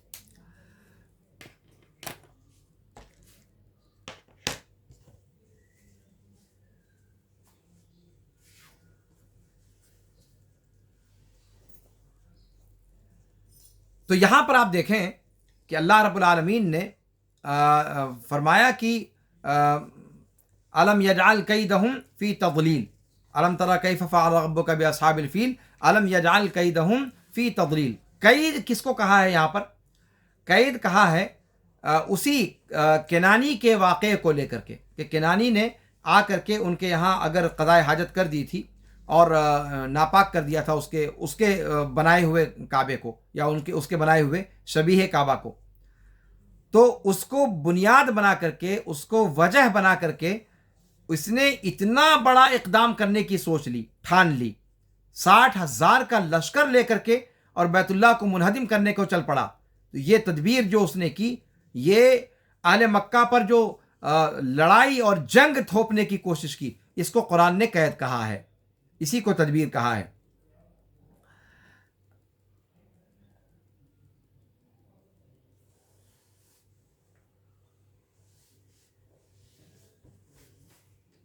یہاں پر اللہ رب العالمین نے جب کہا کہ وَأَرْسَلَ عَلَيْهِمْ طَيْرًا أَبَابِيل، طَيْرًا میں نکرہ استعمال کیا گیا ہے۔ اس کی دو وجہ بتائی گئی ہے۔ ایک وجہ تو وہ جو میں نے آپ کے سامنے بتائی کہ پرندہ ایک حقیر چیز، ہاتھیوں والوں کو ایک سب سے ہلکی اور حقیر چیز پرندہ ہوتا ہے، اس کے ذریعے سے اللہ رب العالمین نے شکست دی۔ تو یہاں پر تحقیر کا معنی ہوگا نکرہ، یعنی ایک معمولی سے پرندوں سے اللہ رب العالمین نے ان کو شکست دے دی۔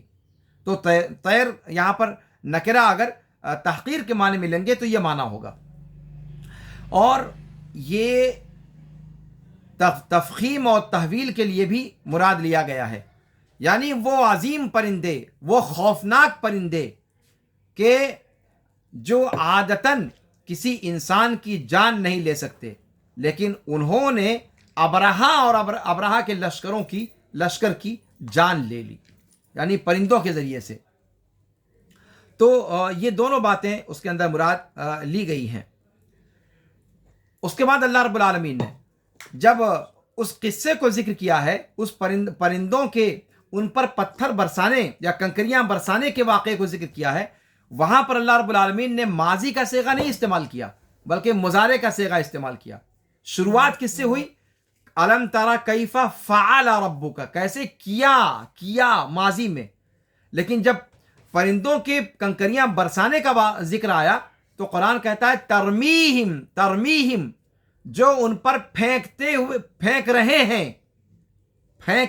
ہیں، یعنی باقاعدہ پھینکتے ہوئے انسان اپنے ذہن میں ان کو تصور کرے، ترمیہم بحجارۃ من سجیل، کہ وہ پرندے اڑتے ہوئے جھنڈ در جھنڈ اس لشکر ابرہہ پر سایہ فگن ہو گیا، اور پھر اپنے اپنے چونچ اور اپنے اپنے پنجے میں دبی ہوئی کنکریوں کو ان کے اوپر برسانے لگا، بارش پتھروں کی ان کے اوپر ہونے لگی۔ ترمیم اس پورے واقعے کو، اس کو ہوتا ہوا دکھلانا چاہتا ہے قرآن کریم، اس لیے یہاں پر مضارع کا صیغہ استعمال کیا گیا۔ ताकि सुनने वाला इस वाक़े को अपने सामने होता हुआ तसव्वुर करे। वो तरमीम जब इस सेगे को पढ़े तो वो वाक़या फिल्म की रील की तरह से उसकी निगाहों में चलना शुरू हो जाए, गोया वो चीज़ अभी हो रही है, देख रहा है कि कितने ये परिंदे किस तरीके से उस लश्कर जर्रार का भुस बना रहे हैं। और ये अपने आप में कुरान की बलागत है। यहाँ पर एक चीज़ और जिक्र करने की है कि सिज्जील कुरान ने कहा, और सिज्जील मैंने आपको बताया कि संग और गिल से मुरक्कब है, यानी वो कंकरियाँ जिनकी असल और असास मिट्टी है, यानी जो असलन पथरीली चीज़ नहीं है कि जिसके अंदर यानी चट्टानों से बनी हुई कंकरियाँ वो नहीं हैं, बल्कि ये वो कंकरियाँ हैं जो मिट्टी थीं असल में, लेकिन सख्त होने की वजह से कंकरी की तरह हो गई। समझ में आ रही बात? ये चीज़ यहाँ मतलूब है कि अल्लाह ताला यहाँ बतलाना चाहता है कि उनको चट्टानों वाले, पहाड़ों वाले, पत्थरों की कंकरियों से नहीं मारा गया, बल्कि उन कंकरियों से जो हकीकत में मिट्टी थी लेकिन सख्त हो गई थी। अल्लाह रब्बुल आलमीन यहाँ पर बतला रहा है कि ये ख़ास कंकरियाँ अल्लाह रब्बुल आलमीन ने उनके अजाब के लिए ही तैयार की थी ख़ास तौर पर, और ये उनके सज़ा को मज़ीद दर मज़ीद ख़तरनाक करके बयान कर रही हैं कि किस कदर हक़ीर अपने आप को दुनिया की सुपर पावर समझने वाली ताकत उस ज़माने में किस कदर हक़ीर और फुसफुसी निकली कि उन कंकरियों के मारे जाने से वो ख़त्म हो गई। फ़जअलहुम कअस्फ़िम माकूल, इसके अंदर उन बुरे आसार को ज़िक्र किया गया है जो उन कंकरियों ने उनके ऊपर आकर के छोड़े थे, और वो क्या है कि अल्लाह रब्बुल आलमीन ने उनको क्या कर दिया, अस्फ़े माकूल बना दिया, खाए हुए भुस की तरह से, या फिर उन पत्तों की तरह से जो दरख्त से टूट करके गिरे हुए हों और उनका आधा तिया पाँचा जानवरों ने चबा लिया हो, जो मानी आपको इससे पहले जिक्र किए गए थे। और इसमें इशारा है इस बात की तरफ कि आस्फ कब होता है, जब कोई पत्ता दरख्त का सूख कर गिर जाता है, सूख कर गिर जाता है। और जब भी कोई पत्ता सूख कर गिरता है तो वो किस चीज़ की अलामत होती है? वो मौसम बहार की अलामत होती है, यानी उन दरख्तों पर फिर नए पत्ते लगने वाले हैं, नया ज़माना आने वाला है, नया दौर आने वाला है, और वो नया दौर रसूल पाक सल्लल्लाहु अलैहि वसल्लम की ब्यासत से शुरू होता है। गोया कास्फ़िम माकूल वो उस किस्से की तमहीद भी है कि जो आगे होने वाला है मामला। अब ये पुराने अज़कार रफ्ता पत्ते, अब इनका मुक़द्दर यही है कि ये भुस बन जाएं, हो गया इनका काम। अब एक नई पीढ़ी, एक नई जनरेशन और एक नया वलवला और एक नए जज्बे के साथ अब अहले तौहीद का बोलबाला होना है। अब उनकी बिसात ख़त्म होनी है, क्रिश्चियंस का बैंड बजने वाला है, अब उनकी दुकान उठने को है, अब इस्लाम का गलबा होने को है और इस्लाम का बोलबाला होने को है। अरब का कलमा पढ़ा जाने वाला है और अब बकिया कलमे क़यामत तक के लिए दबने वाले हैं। ये पैगाम कास्फ़िम माकूल से इस तशबीह के ज़रिए से वाज़ेह तौर पर दिखाई दे रहा है और सुनाई दे रहा है, और आप और हम समझ भी सकते हैं इसको। और फिर कास्फ़िम माकूल के अंदर उनकी जो दुर्गत बनी थी, उस दुर्गत को गोया ये तशबीह पूरे तौर पर बतला रही है कि वो लोग कोई नॉर्मल तरीके से मर जाते तब गनीमत था भाई कि मर गए, लेकिन वो मरे कैसे? तड़प तड़प कर, एक एक अंग कट कट कट कट कर गिरता गया, और वो लहजा ब लहजा तड़पते हुए मौत मांगने लगे, और मौत उनको दर्दनाक अंदाज में आई, रफ्ता रफ्ता रफ्ता रफ्ता करके वो मौत के मुंह में पहुंचे। तो ये जो टुकड़े टुकड़े उनके जिस्म के हुए, ये भुस से किस दर्जा मुशाबे है, हम और आप इस चीज़ को अच्छी तरह समझ सकते हैं कि इस तशबीह की मानवियत क्या है।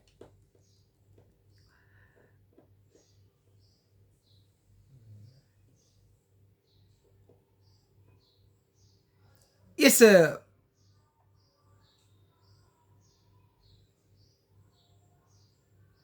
قصے کو اللہ رب العالمین نے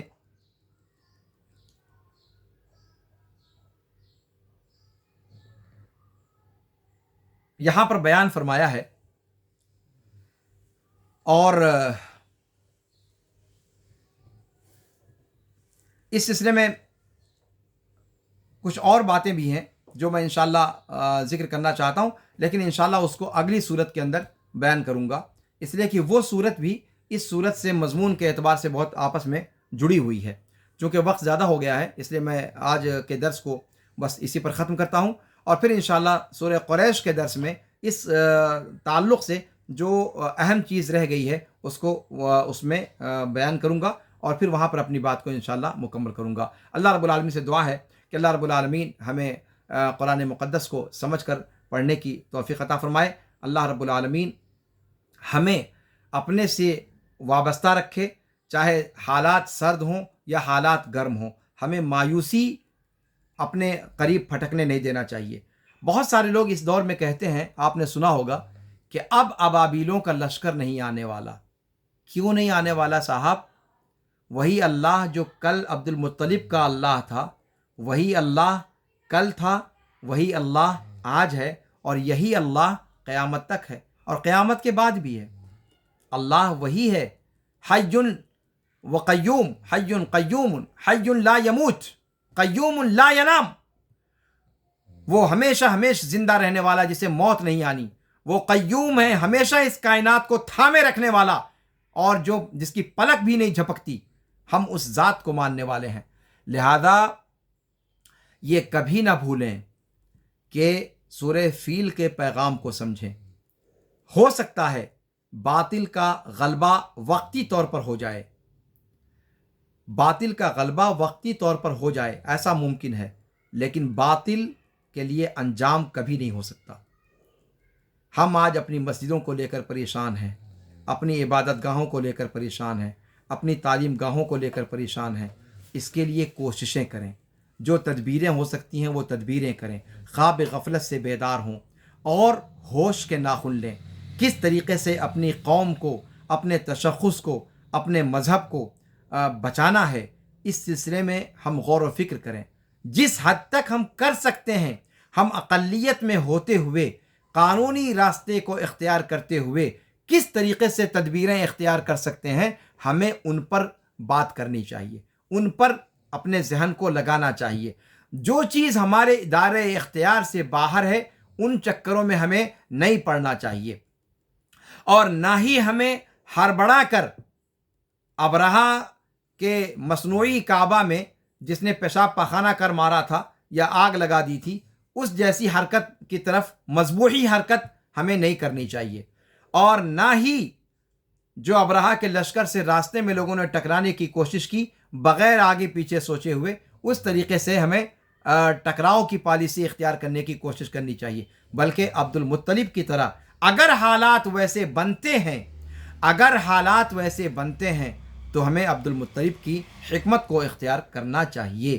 عبد المطلب کے اس عمل کو سارے مورخین میں سے کسی نے نہیں کہا کہ یہ ان کی بزدلی تھی یا یہ ان کی عاقبت نہ اندیشی تھی، بلکہ یہ اللہ پر پختہ یقین تھا، اور اللہ رب العالمین جس طریقے سے دنیاوی ظاہری اسباب کے ساتھ انسان کو فتح و نصرت سے ہمکنار کر سکتا ہے، ویسے اللہ رب العالمین ظاہری دنیاوی اسباب مہیا نہ ہونے کے باوجود وہ اپنے کلمے کو بلند کر سکتا ہے، اپنے گھر کو محفوظ رکھ سکتا ہے۔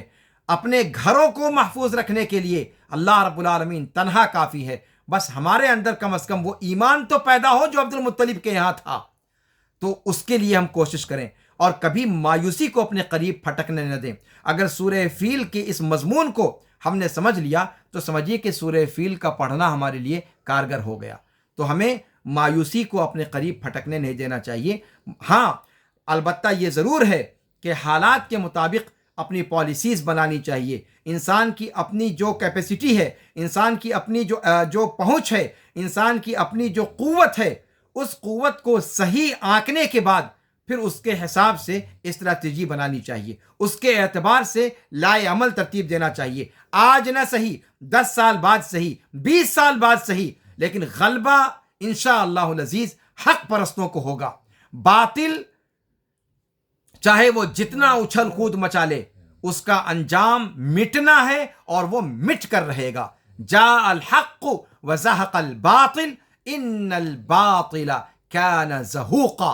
قرآن کا یہ قول سرمدی ہے، ابدی ہے، اور یہ قیامت تک یہ قول باقی رہے گا. اللہ رب العالمین باطل کو کبھی حق پر غلبہ ابدی طور پر دے ہی نہیں سکتا. بس شرط یہ ہے کہ اس مضمون کو اہل ایمان سمجھ جائیں اور اپنے آپ کو اہل ایمان میں سے بنا لیں. اللہ رب العالمین ہمیں اہل توحید میں سے بنا دے. اللہ رب العالمین ہمیں اپنے اوپر توکل کرنے والا بنائے. اللہ رب العالمین ہمیں اپنے اوپر سہارا کرنے والا بنائے. اللہ رب العالمین ہمیں دنیا کے پیروں، فقیروں، درگاہوں اور جو ادھر ادھر کے جو مصنوعی سہارے ہیں، اللہ رب العالمین ان سے ہمیں برگشتہ فرما دے. اللہ رب العالمین ہمیں یکسو ہو کر اپنے طرف مائل ہونے والا بنا دے. ہمیں حنیف مسلم بنا دے. ایسا مسلم بنا دے جو ہر باطل اور ہر اس طرح کی چوکھٹوں سے کنارہ کش ہو کر صرف اللہ رب العالمین کی بارگاہ میں جھکنے والا ہو. اے اللہ تو ہمیں صرف نام کا مسلمان نہ بنا، ہمیں کام کا مسلمان بنا. ہمیں جب تک زندہ رکھ، اسلام پر زندہ رکھ. جب ہمارا خاتمہ ہو تو خاتمہ بالخیر ہو. ھذا وصلی اللہ وسلم علی نبینا محمد وعلی آلہ وصحبہ اجمعین. سبحانک اللہم وبحمدک، اشہد ان لا الہ الا انت، استغفرک واتوب الیک. والسلام علیکم ورحمۃ اللہ تعالی وبرکاتہ.